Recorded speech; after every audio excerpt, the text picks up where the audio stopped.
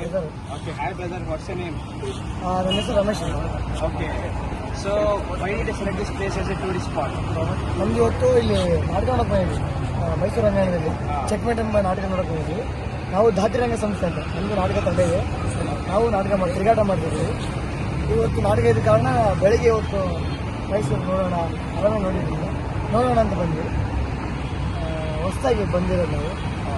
ಚೆನ್ನಾಗಿ ನನಗೆ ತುಂಬ ಖುಷಿ ಆಯಿತು. ನಮ್ಮದು ಉತ್ತರ ಕರ್ನಾಟಕ ಈ ಕಡೆ ದಕ್ಷಿಣ ಭಾಗದಲ್ಲಿ ಬಂದು ಇದರಿಂದ ಒಳ್ಳೆ ಪ್ಲೇಸ್ಗಳು ನೋಡಿ ನಮಗೂ ತುಂಬ ಖುಷಿ ಆಗುತ್ತೆ. ಇನ್ನು ಜೋ ನೋಡಬೇಕು. So how do you feel about Mysore?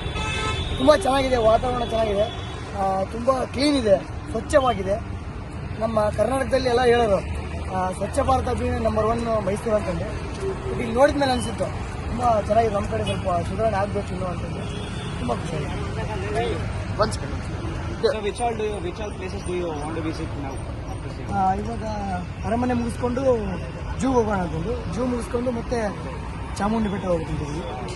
ಅದು ಮುಗಿಸ್ಕೊಂಡು ಗೊತ್ತಿಲ್ಲ ಮತ್ತೆ ಪ್ಲೇಸ್ ನೋಡೋಣ, ಯಾರು ಕೇಳ್ಕೊಂಡು ನೀವೇ ಸಜೆಷನ್ ಕೊಡ್ಬೋದು. You can go to Lalkumal Palace, it's very nice. Then you can go to Chamundi Betta. Then you can go for church. Saint Philomena Church, and that's also good. Yeah, these places are pretty good. You can Thank you.